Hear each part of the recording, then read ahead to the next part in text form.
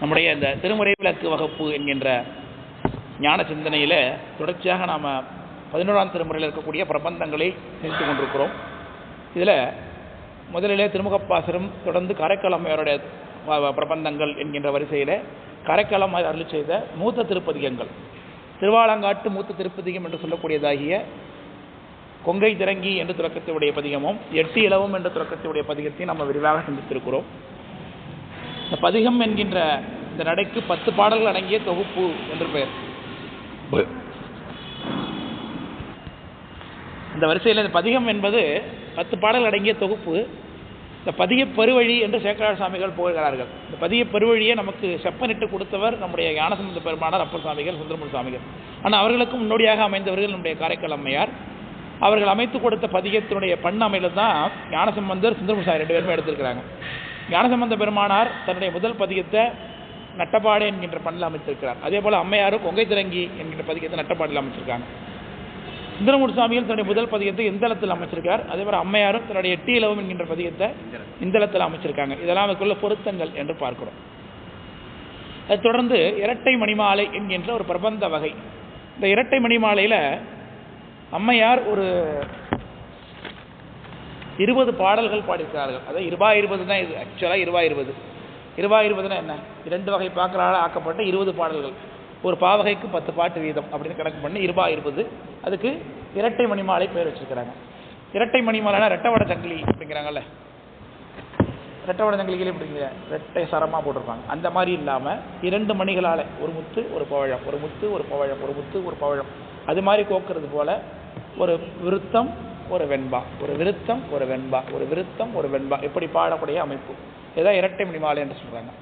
விருத்தம் என்பது நம்ம தொடக்க காலத்தில் ரொம்ப குறைவு தான். பின்னாடி புராண காலத்துக்கு விருத்தம் தான் மிகச்சிறந்த ஒரு பாவகையாக அமைந்திருக்கிறது. பெரிய புராணம், கந்த புராணம், திருவிளையாடல் புராணம், இன்னும் சீவக சிந்தாமணி, இப்படி இருக்கக்கூடிய பலவிதமான புராணங்கள் காப்பிய நடைக்கெல்லாம் பார்த்தீங்கன்னா விருத்தம் தான் ஃபெமிலியராக யூஸ் பண்ணுவாங்க. கருத்துக்களை செறிவாக சொல்வதற்கு இந்த விருத்த வகை ரொம்ப எளிமையாக இருக்கும். சிலப்பதிகாரம், மணிமேகலை எல்லாம் எடுத்துக்கிட்டிங்கன்னா விருத்தமாக இருக்கும், ஆசிரியர் பாவகையாக இருக்கும். அது கழிநடியில் அடியாக பாட்டு வந்துக்கிட்டே இருக்கும் வரிசையாக. ஆனால் பெரிய புராணத்தை பாருங்கள், ஒவ்வொரு பாட்டு தனித்தனியாக 4 லைனாக இருக்குது பாருங்கள். இந்த 4 லைனாக பாடுறது தான் விருத்தம். விருத்தத்தில் பல வகை சொல்லப்படும். அதில் எண்சீர் விருத்தம், அறுசீர் விருத்தம், எழுசீர் விருத்தம், இப்படிலாம் இருக்குது. ஒரு அடிக்கு 8 சொற்கள் இருக்கும்படியாக பாடுவது. அப்போது ஒரு பாடலுக்கு ஒரு அடிக்கு 8 சொல்லுனா ஒரு பாட்டுக்கு 4 வரி, ஒரு வரினா ஒரு அடி, ஒரு அடிக்கே 8 சொல்லுனா 4 8 32 சொல் அந்த பாட்டில் அமைஞ்சிருக்கும். இது எண்சீர் விருத்தம்னு பேர். விளக்கம்படியா சொல்கிறது. அடுத்து அறுசீர் விருத்தம்னா 6 ஒரு அடிக்கு 6 சொற்கள் வச்சு பாடுவது. இது அறுசீர் விருத்தம். 6 நாங்க 20 நாங்க அப்படி வச்சுக்கிறது. அப்புறம் எழுசீர் விருத்தம் 6 42 ஆமாம் 4 × 7 28 இப்படியாக அமைத்துக் கொள்வது. இதுக்கு மேலே கூட போகும். அருணகிரிநாதர் 9 சீர் 10 சீர் 11 சீர்லாம் வச்சு பாடுறார். அருணகிரிநாதர் அவரெல்லாம் யாராலையும் அளவுபடுத்த முடியாது, அவரை எதுக்குள்ளே வச்சு அடக்க முடியாது அருணகிரிநாத பெருமானை. அதுலேயும் தமிழ் சொற்களாக கலந்து அருணகிரிநாத பெருமானுடைய காலகட்டத்தில் கொஞ்சம் மணிப்பிரவாளமாக இருக்கும். நிறைய சமஸ்கிருத சொற்கள் கலக்கப்பட்டிருக்கும். எங்கேயும் தேவார காலத்துலையும் சமஸ்கிருதம் இருக்கும். ஆனால் அது முடிஞ்ச அளவுக்கு தமிழ் படுத்த முயற்சிருப்பாங்க அந்த வார்த்தைகளை. ஆனால் அருணகிரிநாத பெருமான் அதை பற்றி கவலை மாட்டார். அவர் ரொம்ப சமரசவாதி. அதாவது இந்த வைதிக சைவத்தை ஒரு இருக்கக்கூடிய எல்லா நெறிகளையும் ஒரு குடைக்கு கீழே இணைக்கணுங்கிற ஒரு குறிக்கோளுடையவர் அருணகிரிநாதர்னு சொல்லலாம். முக்கியமாக அது சைவ நெறிக்கு கீழே கொண்டு வரக்கூடிய கொள்கையுடையவர். எல்லா சாக்தமா இல்லை முருகப்பெருமானை தனியாக கும்பிட்ற ஒரு சம்பிரதாயமா, விநாயகப் பெருமானை தனியாக கும்பிட்ற ஒரு சம்பிரதாயமா, எதுவாக இருந்தாலும் அது எல்லாவற்றையுமே பசு பாசம் என்கின்ற வட்டத்துக்குள்ளே வைத்து பாடக்கூடிய ஒரு ஆற்றல் அருணகிரிநாத பெருமான்கிட்ட பார்க்க முடிகிறது. சரி, அது இருக்கட்டும். அவர் அப்படி விருத்தங்கள் ரொம்ப விரிவாக பாடுறதுல வல்லவர். இங்கே நமக்கு இந்த இரட்டை மணி மாலையில் பார்த்தீங்கன்னா அம்மா எத்தனை சீர் பாடியிருக்காங்க? 5 அறுசீர் விருத்தம் தானே. இந்த 2 3 4 5 சீர் வச்சு பாடிருக்காங்க. 5 சீர் தான் இருக்கா?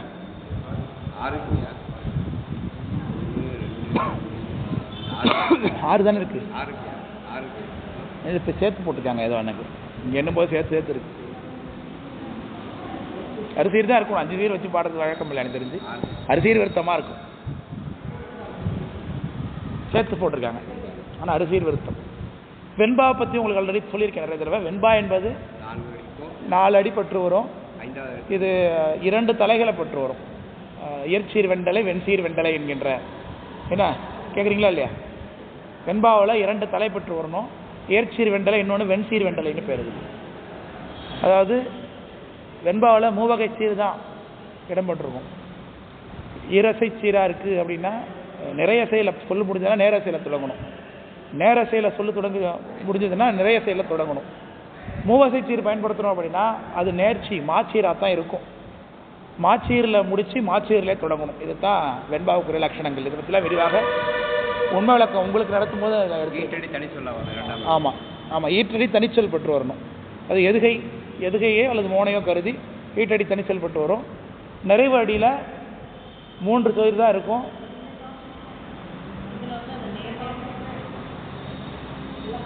அதெல்லாம் யார் கேட்பான்? நாள் மலர் காசு பிறப்பு என்கின்ற வாய்ப்பாடு பெற்று வரும் நிறைவில். அதான் இது வெண்பாவுடைய லட்சணம். இப்படி ஆசிரியப்பாவில் இது விருத்தத்தில் ஒரு பாட்டும் வெண்பாவில் ஒரு பாட்டுமாக அம்மா தொடர்ந்து பாடம். இந்த இடத்துல யாருக்காக விட்டு வச்சுருக்கீங்க? வேறு டிக்கெட் வாங்கி வச்சுருக்காங்களா? ஏன் கீழே வந்து உட்காராமே அந்த இடத்த கேப் விட்டுருக்கீங்க? யாரும் எதுக்கு என்ன பார்க்குறது பயமாக இருக்கா என்ன? இப்படிதான் எல்லாம் ஃப்ரண்ட்டில் இடம் பிடிக்கிறதுக்கு அப்படி ஒரு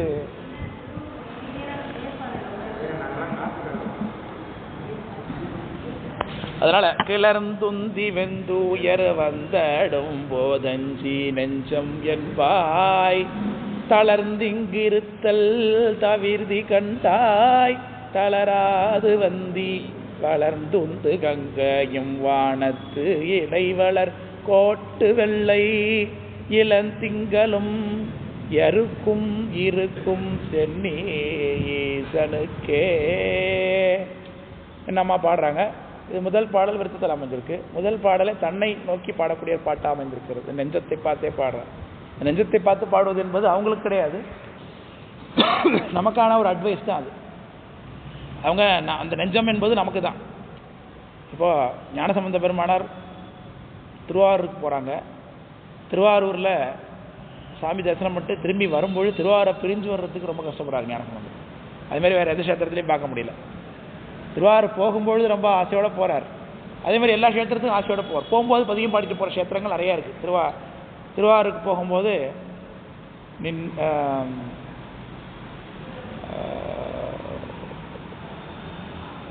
மலர் தூவி வழிபாடுன்னு சென்ற வாரத்துக்கு சொல்லிட்டு இந்த பாட்டை நினைவு வர மாட்டேது. திருவாரூரில் உள்ளே போகும்போது பாடின பதிகம் என்ன? ஞானசம்பந்தம் இல்லை, உள்ள எல்லைக்குள்ள நுழையும் பொழுது சித்தம் தெரிவீர்கள் அத்தனாரூரன் பத்தி மலர்ந்துவோ முத்தி ஆகுமேங்கிறது பாட்டு. Right, very good. கொஞ்சம் எடுத்து விட்டா வந்துடும். சித்தம் தெளிவீர்கள் தொடங்கி இங்கேருந்து பாட்டே போகிறார் உள்ள.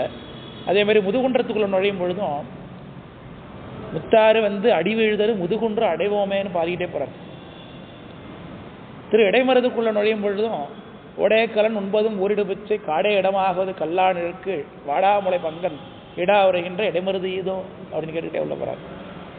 ஆனால் இப்படிலாம் போகக்கூடிய க்ஷேத்திரங்களால் எங்கேயும் திரும்பி அந்த சேரத்தை தொட்டு வரும்பொழுது இந்த பிரிவை கஷ்டப்பட்டு பாடிட்டு வந்த மாதிரி எங்கேயும் பார்க்க முடியல. திருவாரூருக்கு மட்டும் தான் பாடுறேன். திருவாரூர் எல்லையில் வந்து கண்ணீர் பெருக்கி நின்று கொண்டு எல்லையை நின்று கொண்டு கோயிலை பார்த்து பாடுறார் சாமி. பவனமாய் சோடையாய் நாவழா பஞ்சு தோய் சட்ட உண்டு சிவனதாட் சேர்ந்திடா பேதை மார்போல நீ எல்கினாயே. அவருடைய கவனமாய் பாய்வதோர் ஏறுகந்தேறிய காலகண்டன் அவனதாரூர் தொழுது உய்யலாம் மையல் கொண்டு அஞ்சல் நெஞ்சே. மையல் கொண்டு அஞ்சல் நெஞ்சே. திருவாரூரை விட்டு போகிறோமே, இனி நமக்கு என்ன கதி இருக்குது? திருவாரூர் பெருமானை விட்டு விலகும் பொழுது நமக்கு என்ன கதி இருக்கும்? நிச்சயமாக வேறு எங்கே போனால் நமக்கு நல்லது நடக்கும் என்கின்ற எண்ணத்தினாலே திருவாரூரை பிரிய மனம் ஏங்குகின்றாயே, எல்லையில் நின்று அழுகின்றாயே. சிவனது தாழ் சேர்ந்திடா பேதைமார் போல நீ வெல்கினாயே. பெருமானுடைய திருவடி அடையாதவனை போல நீ அழுது கொண்டிருக்கிறாயே. கவனமாய் பாய்வதோர் ஏறுகந்து ஏறிய காலகண்டன். கவனமாக பாயக்கூடிய ஏறு ரிஷபம், அது மேலே உட்கார்ந்துருக்கக்கூடிய காலகண்டன். காலகண்டன கரிய கண்டத்துடையவன் அந்த பெருமான். பவனமாய் சோடையாய் நாவழா பஞ்சு தோய் சட்ட உண்டு. பவனமாய் சோடையாய், வேகமாக நல்ல என்ன சொல்கிறது, பவனம்னா காற்று, வேக கதியில் ஒரு காலத்தில் வாழ்ந்தோம். அப்புறம் சோடையாக வயசாகி போய் கிடக்குறோம். கடைசி நேரம் பால் ஊற்றிட்டுருக்காங்க வாயில். பால் ஊற்றினா உள்ளே இறங்குதா போகுதா எனக்கு தெரியலை. நான் மூத்த பிள்ளை பால் ஊற்றுறேம்மா, அப்பா நான் மூத்த பிள்ளை பால் ஊற்றுறேன்ப்பா, என்ன தெரியுதாப்பா அப்படின்னு கேட்டுக்கிட்டே ஊற்றுவான் அவன். உடனே அது பால் வெளியில் தான் தள்ளிக்கிட்டு இருக்கும். சரி அப்படியே பாலை உள்ள கொஞ்சோண்டு நாக்கு உலருது. அதுக்கு என்ன பண்ணுவாங்களா, பஞ்சில் பாலை துவச்சி நாக்குள்ள தடுவாங்களாம். நான் சொல்கிறார், பவனமாய் சோடாயாய் நாவழா, நாவழா நாயழா அது பேச, நாவழா பஞ்சு தோய் சட்ட உண்டு. கொஞ்சோண்டு பஞ்சில் தொட்டு உடனே கொஞ்சோண்டு இறங்குமா பால். அப்படி சொல்கிறார். நாவழா பஞ்சு தோய் சட்ட உண்டு, சிவனதால் சேர்ந்திடா பேதைமார் போல நீ எழுதினாயே.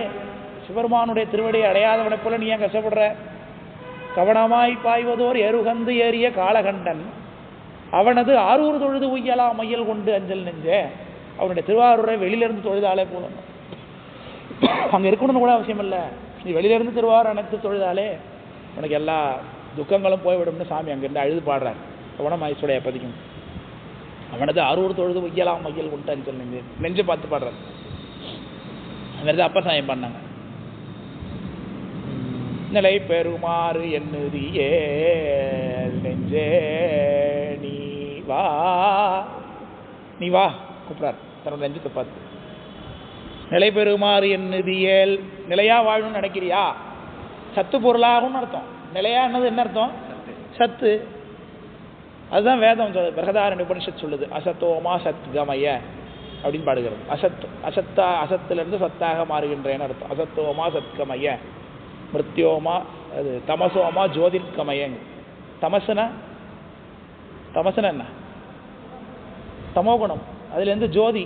தமோ குணத்துக்கு ஜோதிக்கு என்ன சம்பந்தம்? தமசுங்கிறது ஆனமலத்தை குறிக்குது, வேதம் தான் சூக்ஷ்மமாக தானே சொல்லும். ஜோதிங்கிறது சிவத்தை குறிக்குது. மிருத்யோர்மா அமிர்தம் கமயங்குது, மிருத்யு ஆகிய மரணத்திலிருந்து அமிர்தமாகிய மரணமில்லாத பெருவாழ்வை அடைவேன் அப்படின்னு சொல்லுது வேதம் சொல்லுகிறது.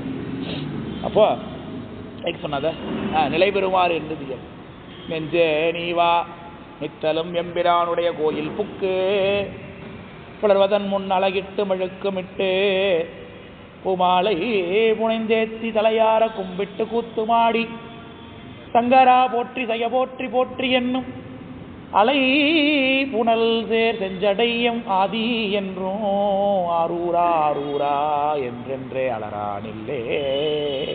அங்கேயே ஆரூர் சாமி தான் சொல்லார். அப்போ நிலை பெறும்னா ஆரூர் சாமி வேணும்னா அடியார் வழிபாடு தான் அது காரணம். அதனால் நெஞ்சத்தை பார்த்து பாடுவது என்பது ஒரு வழக்கம் ஆச்சாரியில் வச்சுருக்கிறாங்க. அதுக்கு கூட அம்மா தான் முன்னோடியாக இங்கே பாடுறாங்க. நெஞ்சம் என்பாய் அப்படின்னு பாட்டில் தன்னை விழிக்கிறாங்க. நெஞ்சம் என்கின்ற நானே, என்னையே அல்லது நீயே. அப்படி எப்படி நீ சந்தோஷமாக இருக்க, ஜாலியாக இருக்கிற வாழ்க்கையில், எப்போனா இன்பம் வரும்போது மட்டும் சந்தோஷமாக இருக்கும், துன்பம் வரும்போது, இன்பம் வந்தபோது சந்தோஷமாக இருந்து ஏற்றுக்கொண்டாய் அல்லவா, ஆனால் துன்பம் வரும்போது அப்படி தானே ஏற்றுக்கணும். ஆனால் அதுக்கு மட்டும் ஏன் பயப்படுற அப்படின்னு கேட்குறாங்க அம்மா. கிளர்ந்து உந்தி வெந்துயர் வந்திடும், வெந்துயர் வந்திடும். வெந்துயர் ஏன் வருது?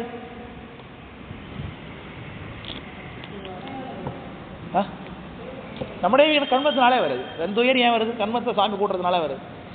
கிளர்ந்து உந்தி, நெற்றில் முக்கியமான கருத்து இருக்கு பாருங்க. சமணருடைய கொள்கைக்கு ஏற்றாப்புல அம்மாவை கருத்து சொல்றாங்க பாருங்க. வினை தானே உந்தி வரும்னு. வருமா?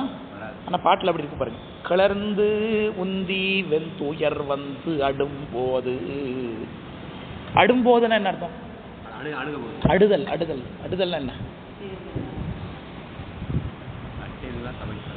அடுதல்னால அழித்தல் சமைத்தல் தான். நெருப்போடு தொடர்படுத்துறதுன்னு அர்த்தம். அழிக்கிறது. ஒரு பொருள் நெருப்பில் போட்டால் என்ன ஆகிடும்? நெருப்போட எரிஞ்சு இல்லாமல் போயிடும். அடுதல். அதனால தான் அடுப்பங்கரை, அடுப்பு இப்படிலாம் பேர் வருது. அடுதல்னாலே நெருப்போடு சம்மந்தப்படுதுன்னு அர்த்தம். அதாவது அப்படி வெந்துயர் வந்து அடும்போது அஞ்சி நெஞ்சம் என்பாய். அப்போதான் பயப்படுற. நெஞ்சம் என்பாய் தளர்ந்து இங்கு இருத்தல் தவிர்த்து கண்டாய். துன்பம் வரும் பொழுது தளர்ந்து போயிடாத அப்படிங்கிற ஒரு என்ன சொல்லுவாங்க, சுய முன்னேற்றமா,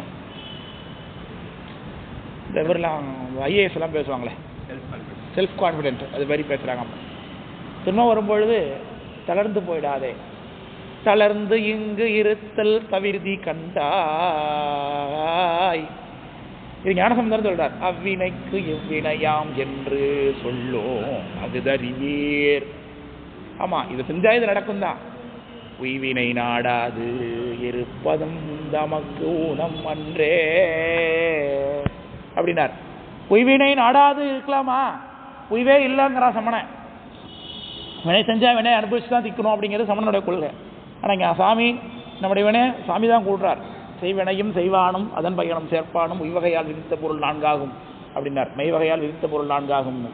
அப்போ சிவபெருமானுடைய திருவடி அடைஞ்சா அது கண்மம் வராது, கண்மத்தை சாமி கூட்ட மாட்டார் அப்படிங்கிறோம். காவினை இட்டும் குளம்பல தொட்டும் கடிமணத்தி ஏவினையால் 3 அடித்தான் என்று இருபொழுதும் பூவினை கொண்டு மலரடி போற்றுவது நாமடியும் தீவினை வந்தமை தீண்டப்பெறா திருநீலகண்டம்னார் சாமி. என்ன செய்ய சொல்றாங்க?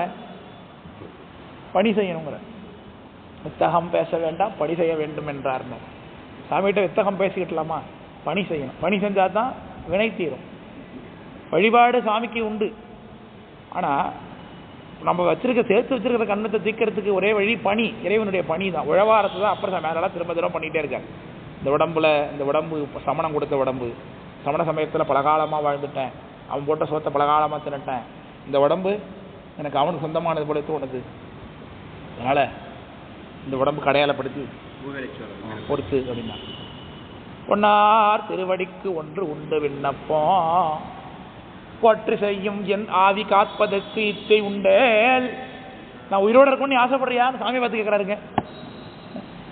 போற்றி செய்யும் என் ஆவி காப்பதற்கு இச்சை உண்டேல் முன்னார் மூவிலை சூளம் என் மேல் பொறி அடையாள போட்டு இந்த உடம்பு உனக்குன்னு சொல்லு அப்படின்னா. வாலிய தறிகள் போலே மதியிலி பட்டது என்ன சொல்லிக்கிறார் அப்பர் சாமி. வாலிய தறி ஒரு நட்டோஜ தூணு போல நின்றுகிட்டு இருந்த ஒன்றுக்கும் பிரயோஜனம். வாலியார் வணங்கியத்தும் திருவையாறு அமர்ந்ததேனை ஆலியா அணைந்து நெஞ்சே அழகிதாம்னு பாடினார் அப்பர் சாமி. திருவையாத்திர பாடார். ரொம்ப அற்புதமான பாட்டு. குண்டானாய் சமணரோடே கூடினான் திரிந்ததென்னு ஒரு அற்புதமான பாட்டு இருக்கு. அந்த பாட்டு முழுக்க அப்பர் சாமி திருவையாறு அமர்ந்தத்தேன் திருவையாறு அமர்ந்தத்தேன் திருவையாறு அமர்ந்தத்தேன்னே போடுவார். திருவையாறு அமர்ந்தத்தேன்னே போடுவார். அதில் எப்படி சமண சமயத்தில் தான் இருந்தேங்கிறதெல்லாம் அது பதிவு பண்ணுவார். மல்லிகை மலரும் சோலை அப்படிம்பார். மல்லிகை மலரும் சோலை திருவையாறு அமர்ந்தத்தேன்னு போடுவார். அற்புதமான பதியம். திருவையாறு பதியங்களில் எல்லாருமே படிக்கணும், உணரணும். திருவையாறு பதியங்களில் முக்கியமாக சிறப்புக்குரிய பதியங்கள்னு பார்த்தீங்கன்னா அப்பர் சாமி தேவாரத்தில் குருவித்தவா குற்றம் நோய் வினை காட்டி குருவித்த நோய் கருவித்தவா குற்ற நோய் வினை தீர்ப்பான் முகந்தருளி அறிவித்தவாறு அடியேனை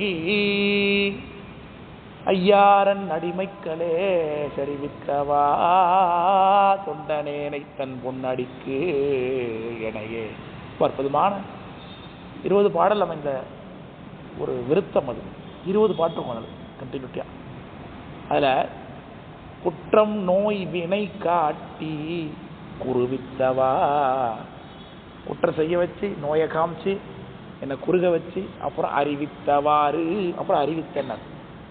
சரித்திரத்தையே அப்படியே பண்றார் சாமி. ஐயாரன் அடிமைக்களே செறிவித்தவா, திருவடியில என்ன செறி வச்சு வச்சிருக்கிறிய அந்த ஞானத்தை கொடுத்து வச்சிருக்க சாமின்னு. அற்புதமான பதியம். அதே மாதிரி இன்னொரு பதியம் 30 சித்தத்தொகை குறுந்தொகை அப்படின்னு ஒரு குறுந்தொகைன்னு நினைக்கிறேன். 30 பாடல் ஒரே பதியம், 30 பாடல். அது அற்புதமான பதியம் திருவையாறு. அப்புறம் இன்னொரு பாட்டு இந்த ஐயாருக்கு ஆளாயினான் உய்ந்தேனேன்னு போட எல்லா பாட்டிலையும் அந்த ஒவ்வொரு வரியிலையும் இந்த ஒவ்வொரு பாட்டிலையும் இந்த வரி வரும். முத்திசையும் புனர் பொன்னி மொயம்பவளம் கொழித்துந்தி பத்தர் வளர் நீர்மூழ்கி பலகாலும் பணிந்தேத்த எத்திசையும் வானவர்கள் எம்பெருமான் என இறைஞ்சும் அத்திசையாம் ஐயாரற்கு ஆளாய் நான் உய்ந்தேனே. ஐயாரற்கு நான் ஆளாய் உய்ந்தேன். அது பதியத்தை பாட்ட நம்மளால அழாமல் இருக்க முடியாது. அந்த உருக்கத்தோட பாட சொல்லி கேட்டு அதை உணர்ந்துட்டோம்னா நம்மளால அழாமல் இருக்க முடியாது. அப்படி ஒரு உருக்கத்தை தரக்கூடிய பதியங்கள் அப்பர் சாமி திருவையாறில் பாடியிருக்காங்க. எல்லா இடத்துலையுமே எல்லா ஆச்சாரியர்களும் அப்படி பாடியிருக்கிறாங்க. எங்கேயா சொல்ல வந்து எங்கேயா போயாச்சு. அதனால கிளர்ந்துந்தி வெந்துயர் வந்து அடும்போது அஞ்சி நெஞ்சம் என்பாய் தளர்ந்துங்கு இருத்தல் தவிர்த்தி கண்டாய். அதுக்கு சொல்ல வந்தேன், பணி செய்யணும். அப்பர் சாமி பணியை தான் செய்கிறார் எப்பொழுதுமே. அப்போ இருத்தல் தவிர்த்தி கண்டாய் தளராது வந்தி. தளராது வந்தி ரொம்ப முக்கியமான குறிப்பு. சாமி வழிபாடு பண்ணணும். சாமி வழிபாடு பண்ண உடனே இன்னைக்கு திருமத்தில் இருக்கும். அப்பர் சாமி திருவையாடல் புராணத்தில் அற்புதமான பாட்டு ஒன்று, குடங்கை நீரும் பச்சிலையும் விடுவார்க்கு படங்கொள் அறவும் யமயா குஞ்சரமும் படங்கொள் அறவும் மலரணையும் கொடுக்கும் சொக்கநாதர் கொடுக்கும் பரமன்னு பாடுறார். சாமி என்ன பண்ணுவாராம், இந்த கை இருக்கு பாருங்க, இதை குடங்கைன்னு அப்படி கையை குமிச்சிக்கிறதுன்னு அர்த்தம். இப்படி கையை அப்படி குமிச்சு வச்சுக்கிறது குடங்கைன்னு பேர், வளைச்சி வைக்கிறது. குடங்கை நீர், இந்த கையால் அப்படி ஒரு கை தள்ளி தண்ணி அள்ளி ஒரு சிவலிங்கத்து மேலே நீங்கள் இப்படி ஊத்துறீங்க அப்படின்னா, இந்த குடங்கை நீரும் பச்சிலை, ஏதோ ஒரு பச்சிலை, இந்த குடங்கை நீரும் பச்சிலையும் இடுவார்க்கு யமயா குஞ்சாரம் ஐராவதத்தை கொடுப்பார சாமி. ஒரு கை ஜலத்தை சாமிக்கு விட்டோம்னா அவருக்கு என்ன பண்ணுவார் சாமி, அந்த பூஜை ஏற்றுக்கிட்டு இந்திரனை ஆக்கிடுறாரு. அந்த சிவ பூஜைக்கு போலன்னா இந்திரனை ஆக்கிறார். குடங்கை நீரும் யமயா, குடங்கை நீரும் பச்சிலையும் இடுவார்க்கு யமயா குஞ்சரமும் படங்கொள் அரவணையும் திருமாலாவே ஆக்கிறார். படங்கொள் அரவணையும் மலரணையும் பிரம்மாவா ஆக்கிறார். அப்போ ஒரு காலம் இப்படி தண்ணி விட்டாலே பிரம்மாவாயிடலாம் திருமாலாயிடலாம்னா நாம செய்யக்கூடிய சிவ பூஜைக்கு சாமி எண்ணத்தை கொடுத்துட மாட்டார். அப்படி நிச்சயமா சொல்லுமா, முத்தியே கொடுத்துருவார் நிச்சயமா. ஆனா நான் சில பண்ணிக்கிட்டே தானே இருக்கேன், எனக்கே இன்னும் கொடுக்கல. தளராது வந்தி நரனால, தளராது வந்தி என்னைக்கு கொடுக்கணும் அவருக்கு தெரியும். இப்போ இவ்வளோதான் சாமி பூஜை பண்ணிக்கிட்டே தான் இருக்கேன் அப்படின்னு நினைச்சாலே அது ஆனமலம் வந்து இருக்குன்னு தானே அர்த்தம். இப்போ பூசையினாலே கூட நமக்கு அது வரக்கூடாதுன்னு தானே அர்த்தம். இப்போ யானையும் சிலந்தியும் சண்டை போட்டுக்கிட்டு, யானையை பற்றி அப்பர் சாமி சொல்கிறாங்க, வித்தகத்தால் வெள்ளானை வில்லா அன்பு செய்தற்கு வீடு காட்டி புத்தியினால் சிலந்தியும் தன் வாய்நூலால் புதுப்பந்தர் அது இழைத்துனார். பாசூர் பக்தர்களுக்கு என்னமுதாம் பாசூர் மைய பரஞ்சுடர் அப்படின்னா அப்பர் சாமி. பாசூர் இங்கே தான் இருக்கு, தொண்டைநாட்டு திருப்பாசூர். அதில் சொல்றார், யானை வில்லா அன்பு செஞ்சதுன்னார். வித்தகத்தால் வெள்ளானை வில்லா அன்பு செய்யன்னா குறைபாடே இல்லாத அன்புன்னார். அப்போ சிலந்தி செஞ்சதில் குறைபாடு இருக்கு. என்ன குறைபாடு? இது நான் கட்டின பந்தல், இது போய் யானை சிதைச்சுதே அப்படிங்கிற ஒரு எண்ணம். ஆமாம், ஒரு எண்ணம். அதை தற்போதம்னு வச்சுக்கொண்டது, ஆணவம்னு சொல்லிட முடியாத தற்போதம்னு வச்சுக்கொண்டதுதான். அது வாசனாமலம். அது பெருங்காயம் இருந்துடப்பாங்கிறத காமிச்சு கொடுத்ததில்ல. அது அதுமாரி முன்பு இருந்த மலம் என்ன பண்ணுவோம், திரும்ப அதை நோக்கி கீழே இழுத்துரும் சித்த நேரத்தில், சாமி கூடவே இருந்தாலும். இப்போ சாமியை அந்த சிலந்தி அது செஞ்ச பக்திக்கே என்ன பண்ணுறாரு, சரி உனக்கு கோயில் கட்டணும்னு இருப்பா இருக்குது, அதனால தான் அந்த ஆசை ஒன்றும் தீரலை, அதனால் நீ மன்னராக பிறந்து கோயிலாக கட்டிட்டு வான்னு கோச்சங்க சோழ பரப்பு கொடுத்தாரு. அதனால் யானை பிறவிக்கே வரல, முத்திக்கு போயிட்டு. அப்போ வித்தகத்தால் எல்லா அன்பு செய்வதற்கு வீடு காட்டி பேசல தான் நம்ம இதை பக்தி செய்யும் பொழுது தான் நமக்கு இன்னும் தற்போதம் கூடுவதற்கு நாம் வந்து இந்த நிலையில் இருக்கிறோம். நான் தீட்சை வாங்கியிருக்கேன், நீ தீட்சை வாங்கிட்டியா, நான் தீட்சை வாங்கி பூஜை பண்ணிகிட்டு இருக்கேன், நீ வாங்கிட்டியா, நீ பண்ணிகிட்டு இருக்கியா, சரியாக பண்ணிகிட்டு இருக்கியா, நீ இந்த மாதிரி பண்ணிகிட்டு இருக்கேன், நான் அப்படி பண்ணுறேன். இதெல்லாம் நமக்கு தேவையில்லாத வேலை. அதெல்லாம் நாம் செய்கிற ஒழுங்காக படிக்கிறோமா, பார்த்தோமா, செஞ்சோமா, நம்ம ஃபாலோ பண்ணிகிட்டு இருக்கோமா, அப்படி இருந்து கொண்டு தான். அதோட கேட்டாங்கன்னா சொல்லலாம், பார்த்தோமா சரி அப்படியா, இல்லை இது மாதிரி இருக்குது, கொஞ்சம் நீங்கள் பார்த்துக்கிட்டா நல்லாயிருக்கும், வேணால் சஜஷனாக சொல்லலாம். அதை போய் குறை சொல்லிக்கிட்டு நாம தான் பெரிய ஆளுங்கிறது மாதிரி, நாம தான் அறிவாளிங்கிறது மாதிரி. எப்போ நம்ம அது எப்பொழுதுமே பணியுமாம் என்றும் பெருமை, சிறுமை அணியுமாம் தன்னை வியந்துனார் திருவள்ளுவர். அது எப்போதுமே தனக்கு இது தெரியும், தனக்கு இது தெரியும் தெரியும் காட்டிகிட்டே இருக்கிறது சிறுமைத்தனம் தான் இருக்கும். ஸோ அதனால தளராது வந்தி, வந்தில்னா என்ன அர்த்தம்? வந்தினா என்ன?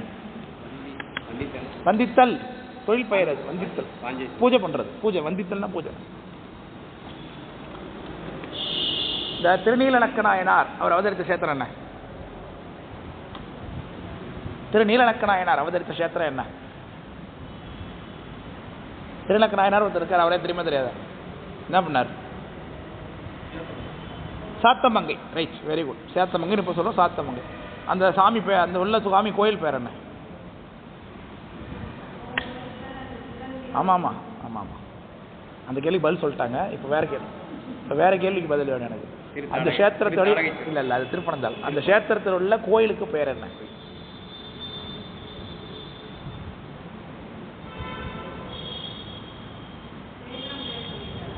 கஷேத்திரம் பேர் சொல்லல, அதான் கேட்டுட்டு இருக்கோம். சாத்தமங்கை ஊர் பேரு, கோயில் பேரு அயவந்தின்னு பேரு. அயவந்தி, அயன் வந்தித்ததுனால அதுக்கு அயவந்தின்னு பேர். அதான் வந்தி, அயன் வந்தி, அதனால வந்தி. அயவந்தீச்சரம்னு பேர் சாமி. பதியத்திலே சொல்லுவார் ஞானசம்பந்தர், திரு மலர் கொன்றை மாலை அப்படி தொடங்கும் பதிகம், பஞ்சமா அங்க அயவந்தியில. அயவந்தி அமர்ந்தவனே என்பார். இப்போ இந்த சாத்தமங்கைங்கிற ஊரை நான் எப்படி உங்கள்ட்ட கேட்டேன்? யாரை வச்சு கேட்டேன்?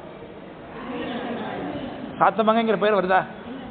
டக்குன்னு யார் பேர் தான் வருது? அங்கே நாயனார் பேர் தான் வருது. இது அப்பையிலேருந்தே இருந்திருக்கு. அது சாமி பதிவு பண்ணுறார் பதிகத்திலே.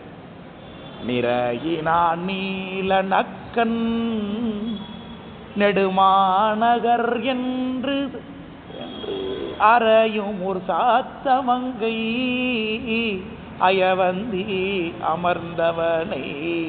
புரியும் அப்படி வருது. அது பக்கத்தில் திருமருகல். அது பண்ணதே பண்ணாகிறீங்களா? சடையா எனுமால் எந்த அளவுன்னு நினைக்கிறேன். இது பஞ்சமால். இப்போ நான் பண்ணது பஞ்சமால். ஏனோமால் சரணி ஏனோமால் இந்த அளவுன்னு நினைக்கிறேன். தானனை பஞ்சமம், தானனை முன்படைத்தான் பஞ்சமம் தான். தானனை முன்படைத்தான். இந்த திருமலர் கொன்ற மாலை ஆயது இந்த சொன்ன அயவந்தி. திருவொற்றியூரில் நன்றி ஆழ்வாழ்வதுள்ளம், திருவொற்றியூரில் பஞ்சமம் பாடுறாரு. அப்புறம் திருவக்கரையில் பஞ்சமம். இப்படி பல ஊர்களுக்கு பஞ்சமம், நிறைய பதிகம் இருக்குது பஞ்சமம். சுந்தரமூர்த்தி சாமி பஞ்சமத்தில் தானனை முன்படைத்தான் பாடியிருக்காரு. ஞானசம்பந்தர் அதுக்கு நிறைய பாடியிருக்காரு பஞ்சமம். அதேமாதிரி திருசப்பாலே நிறைய பஞ்சமாக இருக்கும். திருசப்பால முக்காவாசி பஞ்சமம் தான். அதனால் ஏன் சொல்ல வந்தேன், வந்திங்கிறது அயவந்தி, வந்தித்தல். அயன் வந்தித்ததுனால வந்தி, அயவந்தி அப்படிங்கிறது கஷேத்திரத்தோட பேர். வளர்ந்துந்து கங்காயும் வானத்து இடைவளர் கோட்டு வெள்ளை இளந்திங்களோ இருக்கும் சென்னி. யாரை வழிபாடு செய்ய சொல்ற? அம்மாட்ட கேட்குறோம். யாரை நான் கும்பிடணும்? தளராது யாரை கும்பிடணும்? தளராது வந்தின்னீங்களா அம்மா? யாரை கும்பிடணும்னா அம்மா அடையாளம் காமிக்கிறாங்க. இதெல்லாம் யாருக்கிட்ட இருக்கோ அவர் தான் கடவுள், அவர் தான் சாமி, அவர் தான் கும்பிடணும்னு அம்மா அடையாளம் காட்டுறாங்க. வளர்ந்து உந்தி, வளர்ந்து வளரக்கூடிய புரை. உந்து கங்கையும், உந்துதல்னா தள்ளிட்டு தானே வருது. இதில் போடுவா அன்னமாம் காவேரி அகன்கரை உரையும், அதில் உந்திக்கிட்டு வருது.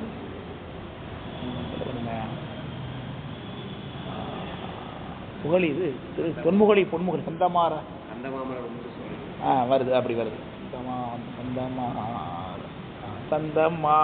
சந்தமாரகிலோடு சாதித்தே கம்மரம் உந்துமா முகலியின் கரைதனில் உமையடும்.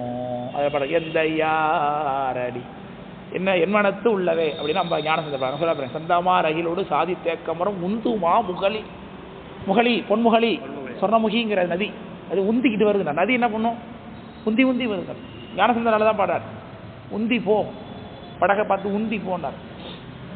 செல்ல உந்துக சிந்தையால் தொழ நல்குமார் அருள் நம்பனே. செல்ல உந்துக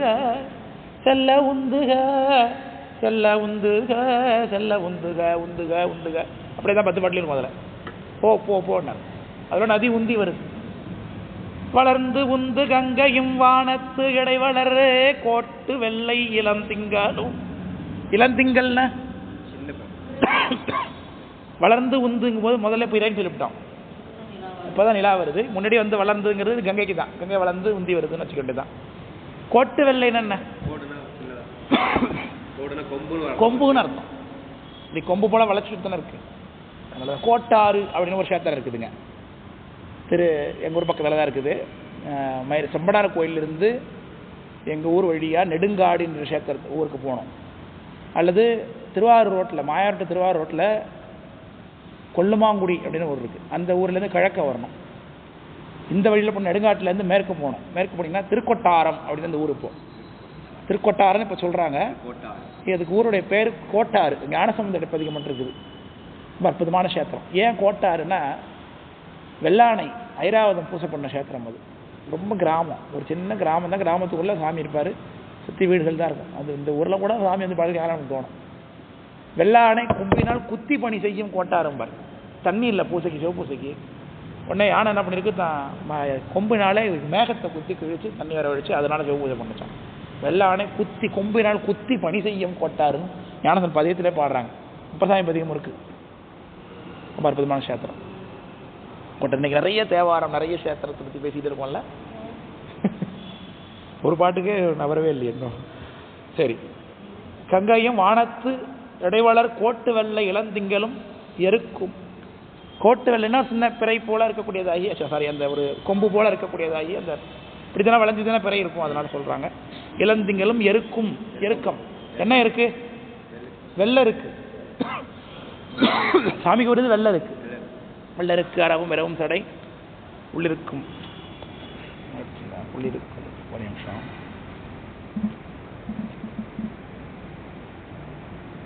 கார்த்திகையில் இளந்திங்களும் எருக்கும் இருக்கும் சென்னி ஈசனுக்கே என்ன சொல்றார்?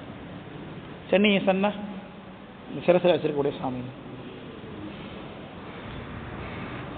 ஈசன் அவன் அல்லாது இல்லை என நினைந்து கூசி மனத்தகத்து கொண்டிருந்து பேசி மறவாது வாழ்வாரை மண்ணுலகத்து என்றும் பிறவாமை காக்கும் பிரான். யார சுவாமி பிறவாமை காப்பார்? பிறவாமை காக்கிறது என்ன? முதல்ல முத்தி கொடுத்துறதுன்னு அர்த்தம். இப்போ யாருக்கு முத்தி கிடைக்கும் அப்படிங்கிறத சொல்றாரு. ஈசன் அவன் அல்லாது இல்லை என நினைந்து, சிவபெருமானை தவிர்த்து வேறொரு பொருள் உலகத்தில் நித்திய பொருள் இல்லை, சாஸ்வதமானது இல்லை, அவரை தவிர்த்து ஒரு கர்த்தா இல்லை அப்படிங்கிற எண்ணங்கள். அதுதான் ஈசன் அவன் அல்லாது இல்லை என நினைந்து கூசி. கூசினா ஏன் கூசணும்?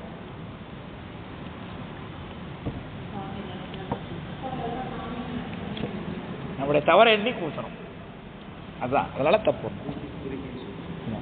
இது வரைக்கும் தற்போது நம்முடைய தற்போதத்தை எண்ணி அறியாமல் இருந்தவாறு என்னே அறியாமல் இருந்தவாறு என்று நம்ம கூசுறது.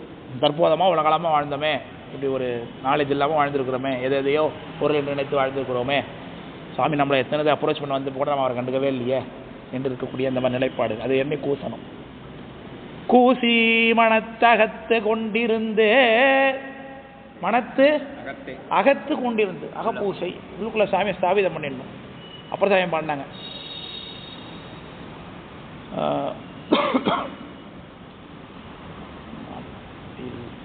நாட்டினேன் நெந்தன் பாதம் நடுப்பட நெஞ்சின் உள்ள கூட்டமாம் குவிமுலையால் கூடணி ஆடுமாறேன்னு அப்புறம் தான் பாடுறாங்க சிலம்பரத்தில்.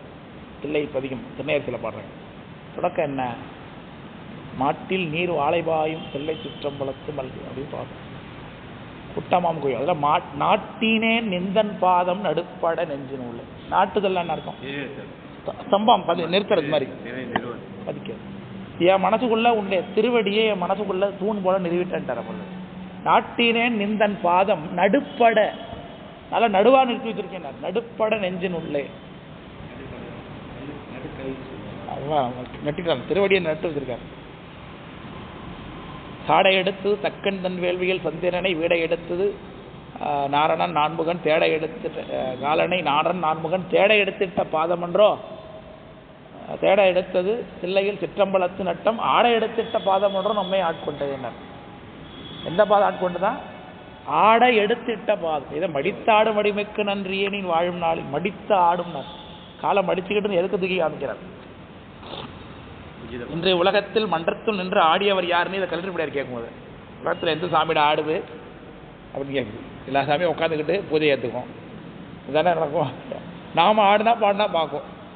உலகத்தில் சாமி தலைவன் ஆடுவதற்கு, தலைவனை மகிழ்விப்பதற்காக தொண்டர்கள் ஆடுவது பாடுவதை பார்க்குறோம்.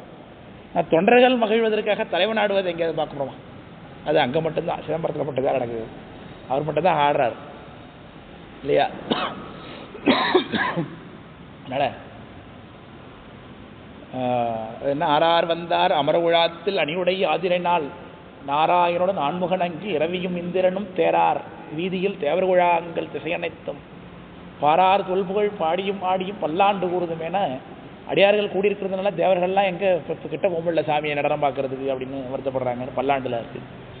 அப்படி இறைவன் கூசி மனத்தகத்து கொண்டிருந்து பேசி மறவாது வாழ்வாரைனார். மறவாது மறந்தார்தும் மறந்தார்க்கு என்றும் கால கூட தேவாரம் கேட்டு வந்தேன், புக்கத்தை தாண்டது வர மறந்தார் மனத்து என்றும் மறுவாதானை. யார் மறந்துட்டாங்களோ அவங்க மனசுல சாமி வர மாட்டான்னு அர்த்தம். அப்ப சலமிலன் சங்கரன் சார்ந்தவருக்கு அல்லால் நலமிக கொடுப்பது நமச்சிவாயவே. சார்ந்தவருக்கு அடி கொடுப்பான் சாமி, திருவடி கொடுப்பான். மறவாது வாழ்வாரை மண்ணுலகத்து என்றோ பிறவாமை காக்கும் பிரான். இறைவனை எப்பொழுதும் மறக்கக்கூடாதுன்னு அர்த்தம். எப்பொழுதும் சிந்தனையில் இருந்து கொண்டே இருக்கும். வாழ்த்தவாயும் நினைக்க மட நெஞ்சும் தாழ்த்து சென்னையும் தந்த தலைவன் அப்படின்னு பாடார் மணிவாசக பெருமானார். திருவாக்கரசு பெருமானார் இதே மாதிரி ஒரு பாட்டு அப்புறம் மணிவாசகர் பாடுவாரே. சரி, நான் யோசிப்பேன். ரைட். அப்போ மறவாது வாழ்வாரே மண்ணுலகத்து என்று பரவாமை காக்கும் போறான். அவ்வளவுதான். மறக்கிறோமே, நிறைய தடவை மறக்கிறோமே. மறக்க முடியலன்னா நம்ம இப்போ நம்ம கிளாஸ்க்கு வந்திருக்கோம், அதெல்லாம் மறக்காமல் இருக்கும். எப்பொழுதுமே ஒரு காரியம் செய்யும்போது நமக்கு தற்போது மேலிடுறதே கிடையாதா?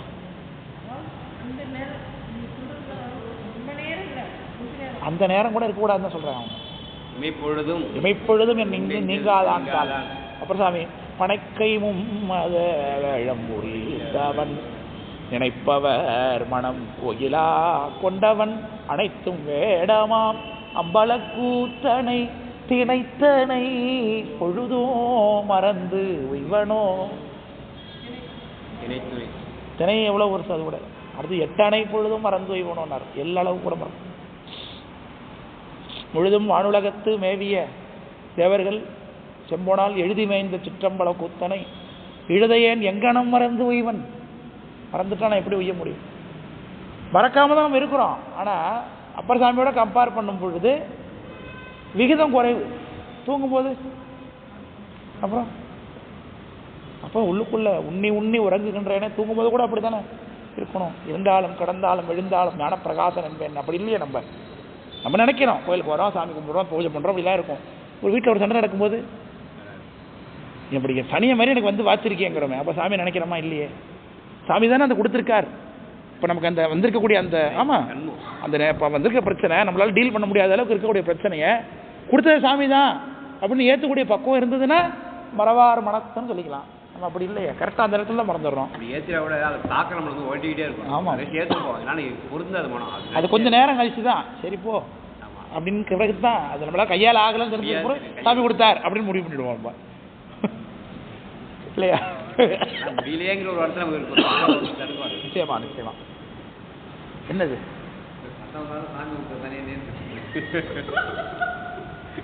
திருவருள் நினைச்சுக்கோ. இந்த பாட்டில் ஒரு ஆச்சரியம் பார்த்தீங்களா? எருக்கும் இருக்கும் சென்னி ஈசனுக்கேன்னு பாட்டு நிறைவாச்சு. மொதல் பாட்டு ஈசன் என்று தொடங்குது. ஆமாம், இப்போ பிரான்னு நிறைவாயிருக்கு. அடுத்தது பிரான்னு தொடங்குது. இப்போ அந்தாதியா இரட்டை மணிமாலை பாடியிருக்காங்க. ஏன்? ரெண்டுத்துக்கும் கன்ஜெக்ஷன் இருக்கணும்ல. மணிமாலைன்னு ஆகிப்போச்சு. அப்போ ரெண்டும் ஒன்றுக்கு ஒன்று டச்சில் இருந்தால் தான் என்ன ஆகும், அழகாக இருக்கும். கன்ஜெக்ஷன் என்ன? இடையே கோக்குறது, இடையில கோச்சு. பிரான் என்று தன்னை பண்ணால் பரவி தொழுவார் இடர்கண்டு இரான் என்ன நிற்கின்ற ஈசன் கண்டி இனவண்டு கிண்டி பொறானின்ற கொன்றை பொதும்பற் கிடந்து பொம்மென்று உறைவாய் அரா நின்று இறைக்கும் செடை செம்பொன்னில் முடி அந்தனே ஏ என்று என்ன சொல்றாங்க சாமி? இந்த குறிப்பு, இந்த பாட்டு முக்கியமான குறிப்பு பாருங்க. இடர்கண்டு இரான் பரவி துழுவார். இடர்கண்டு இரான், இடர்கண்டுனா நமக்கு வரக்கூடிய துன்பத்தை பார்த்து இடர்கண்டு இரான் இப்படி சொல்லிட்டாங்க. பின்னாடி எடுத்து அம்மா பாட போறாங்க. இடர் களையாரேனும் எமக்கு இறங்காரேனும் படரும் நெறிமணியாரேனும் சுடர்வுருவில் என்பரா கோலத்து எரியாடும் எம்மானார்க்கு அன்பு அறாது என் நெஞ்சவர்க்கு நாங்கள் பாடுறாங்க. அற்புதத்தில் பணி செய்யலைன்னா எனக்கு நல்லதே செய்யலாம் கூட பரவாயில்ல, நான் ஒன்றும் மறந்துட மாட்டேங்கிறாங்க. நாம் அப்படி இல்லை, நல்லது செஞ்சாலே மறந்துடுவோம். நம்ம சாமி செஞ்சாலே சாமி இப்போ என்னன்னு தற்போது மொபைல் கேட்டுது.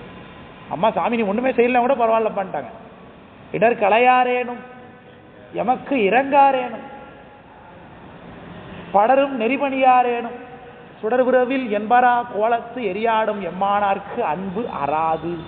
எம்மனத்திலிருந்து அன்பு நீங்காது எப்போதும். அன்பு அறாது என் நெஞ்சு அவர்க்கேன்னு அற்பத்தில் வந்த பாட்டு. அப்போ பிரான் என்று தன்னை, பிரான்னா தலைவன், தலைவன், இவன் தான் எனக்கு ஹெட்டு, இவன் தான் என் ஆளக்கூடியவன் அப்படின்னு அர்த்தம். பிரான் அப்படின்னு பிரபு, பிரபுத்துவம். குமியதனில் பிரபுவான புகழீர் வித்தகர் போல அமுதகடி. ஐயா உங்களுக்கு தூக்குறாங்கன்னு நினைக்கிறேன். பாஸ்கரையா தானே? அமிர்தகவி தொடைபாடு அரிமிதன கருளாயே அப்படிங்கிற அருணகிரிநாத சுவாமி பாடினாங்க. பிரபுவான, பிரபுத்துவம், சுவாமித்துவம், அது சுவாமிக்கு தான் இருக்கு. சுவாமி, சுவாமின்னா அர்த்தம் தலைவன், எஜமான அர்த்தம். சுவாமித்துவம், சுவாமித்துவம் அப்படிங்கிறது தான் நம்ம இதுன்னு சொல்லுங்க. இல்லை இந்த என்னது தன்வயத்தன், தன்வயத்துங்கிறது சுவாமித்துவம். ஆமாம், தனக்கு மேலே ஒரு தலைவன் இல்லைன்னு அர்த்தம். அதனால சாமி, சாமின்னு ஒருத்தவங்க போகிறோன்னா அப்படி எப்படி இருக்கணும்? அவங்க போ அப்படி இருக்கணும். அப்படி இருக்காங்களே தெரியாது. திருவேடம் போட்டு தான் சாமி தான். இப்போ சாமி சாமின்னு தமிழர்கள் எல்லாரையும் கூப்பிட்டு பழகி தமிழர்களே சாமின்னு கூப்பிட்ற வழக்கம் நான் தென்னாப்பிரிக்காவில். இப்போ புத்தகம் ஒன்று இப்போ வாசிச்சுட்டு இருக்கேன். சத்திய சோதனை, காந்தியோட சத்திய சோதனை வாசிச்சுட்டு இருக்கேன். அதில் ஒரு தென்னாப்பிரிக்கா அனுபவத்தை எழுதிட்டு இருக்கார். அந்த போதே இப்போ தான் சாமி சாமின்னு தான் தமிழர்களை கூப்பிடுவாங்க. ஏன்னா இவன் எல்லாரையும் சாமி சாமின்னே கூப்பிட்டு இவனுக்கு அந்த பேரே அடையாளமாயிட்டு சாமி. இங்கிலீஷ்கார சாமி அப்படின்னு யாரை சொல்றாலும் தமிழர் குடிக்குது அப்படின்னு எழுதுறாரு. பிரான் என்று தன்னை பண்ணால் பரவி தொழுவார். சின்னால் பண்ணால் பரவி தொழணும். பரவிதான், புரவி கிடையாது. பன்னால்னா பல நாள். இவன் என்னை பன்னால் அழைப்பொழியான் என்று ஒரு நாள் எதிர்ப்படுமேன்னு அப்புறம் தான் பண்ணான். சிவன் எனும் நாமம் பிடித்து அப்படிங்கிற சமைக்கையுடைய செம்மேனி அம்மான்னு பாடார் அந்த அப்பர் சாமி. அப்போ கண்டிப்பா இவன் என்னை பன்னால் அழைப்பொழியான் என்று கூப்பிட்டுக்கிட்டே இருக்கான். போயிடுவான்ட்டு வந்துடுவார் சாமி.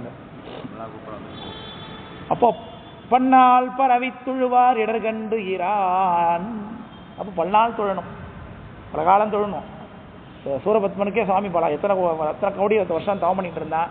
அதுக்கு பிறகும் சாமி அவனுக்கு அனுகிரகம் பண்ணலை. அப்புறம் தான் என்ன பண்ணுறான்? ஒரு தலையை வெட்டி கையை வெட்டி காலை வெட்டி தலையை வெட்டி கொண்டு போய் ஹோமத்தில் போட்டோட சாமி பிரத்யட்சமாகறான்னு இருக்காரு. அதுமாரி நம்ம செய்ய வேண்டியதில்லை. அவ்வளோ கண்டினியூட்டியாக கும்பிட்டாலே போதும். யோசனை போய் பூ நடந்தங்கு ஒரு நாளும் முடியாது பூசனை செய்து நிதிருந்தான் போலிருக்கு வேடுவரே.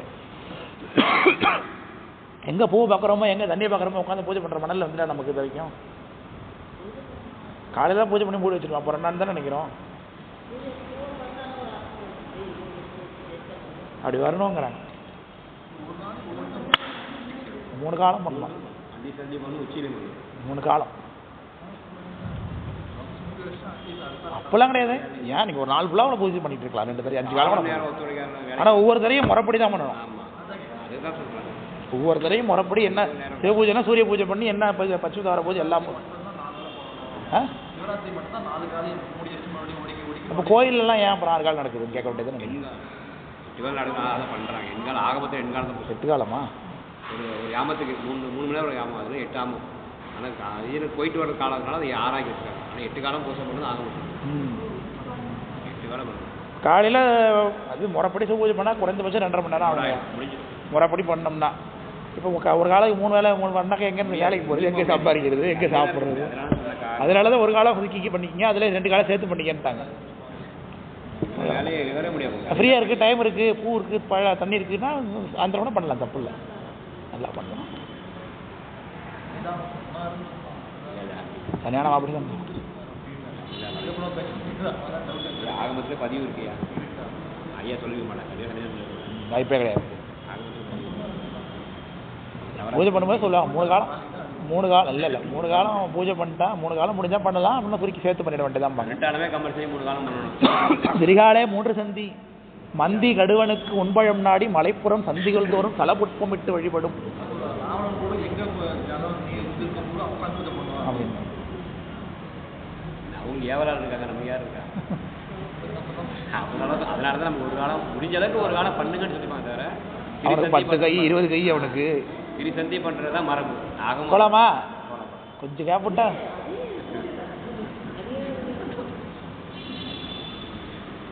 அப்போ இடர்கண்டு ஈரான் என்ன நிற்கின்ற ஈசன் கண்டீர் இனவண்டு கிண்டி. இனவண்டுன்னா என்ன அர்த்தம்? கூட்டமா இருக்கு அர்த்தம். இனம் கூட்டம், நிறைய வண்டுகள் அர்த்தம். இனவண்டு கிண்டி. கிண்டினா மலர்க்குள்ள விட்டு இங்க இருக்க கிண்டி, அந்த கிண்டி இல்ல அண்ணா யூனிவர்சிட்டி கிண்டி கிண்டு. அதுக்கு ஒரு குழல் இருக்கும் வண்டுக்கலாம், அது உள்ள விட்டு மதுவை எடுக்கும் உள்ள இருக்கும். அது விட்டு கிண்டுறது சொல்றாங்க. அப்படி வண்டு கிண்டி பொறானின்றனா சத்தம் போடு, சண்டை போடுதுன்னு அர்த்தம். ஒண்ணுக்கு ஒண்ணு மோதுகிறது அப்படின்னு பொறுதல். கொன்றை பொதும்பர் கிடந்து. கொன்றை பொதும்பர்னா கூட்டமா இருக்கிற இடம்னு அர்த்தம். அதாவது எப்படி சொல்றது, நந்தவனம் மாதிரி அல்ல, நந்தவனம் மாதிரி சோலை, அதான் பொதும்பர். ஆமா. பொதும்பர் கிடந்து பொம்மன்று உறைவாய் அரா. அங்க இருக்கக்கூடிய அதாவது கொன்றை பூக்கள் இருக்கக்கூடிய பொதும்பருக்குள்ள சாமி இருக்காருங்க அம்மா சொல்றாங்க. கொன்ற மரத்திலேயே சாமி அப்படின்னு பாவிச்சவர் யாரு? கொன்ற மரத்தையே சாமியா பாவிச்சவர் யாரு? கொன்ற மரத்தையே சாமியா பாவிக்கிறார்.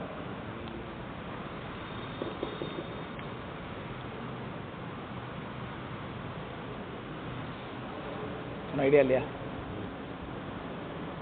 கார்காலத்துல கொன்றை எந்த காலத்துல பூக்கும்? கார்காலத்துல பூக்கும். மழைக்காலத்துல கொன்றை பூக்கும் அப்படிங்கிறது ஐதீகம்.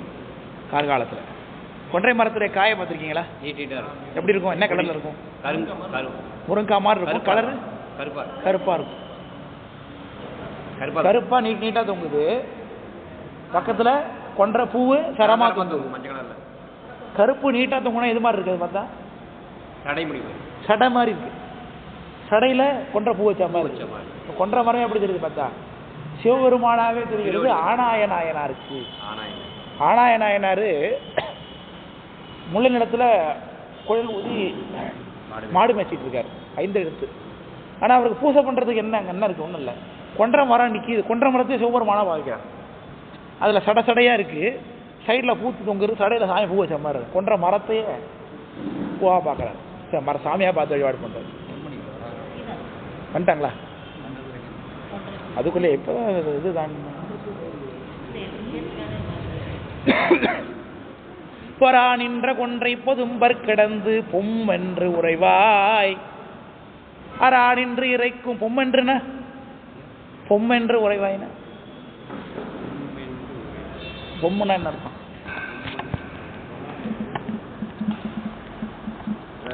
அசையாம இருப்போம்னு வச்சுக்கலாமா?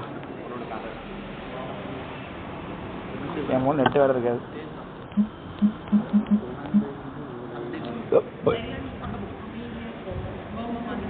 கம்முன்னு உட்காந்து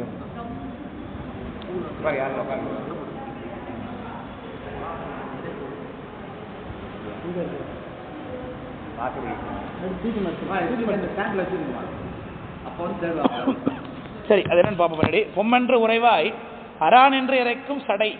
அரான் என்று அரானா என்ன? அரானா என்ன? இடைவிடாது. அரானா பாம்பு. அரான் என்று இறைக்குது என்ன அர்த்தம்? இதுல பாம்பு. அதான் அரான் என்று இறைக்கும் சடை செம்பொன் நீள்முடி அந்த நடைன்னு. செம்பொன் செஞ்சடை கற்றை முற்று திருநிலா இருக்கும் நெறி சென்னை. நீள்முடி அந்த நடைன்னு சொல்றாரு அம்மா சொல்றாங்க. அதோட அந்த அமரோட நிறைவு பண்ணிடுவோம். தேநீர் இடையில பிறகு தொடரும்.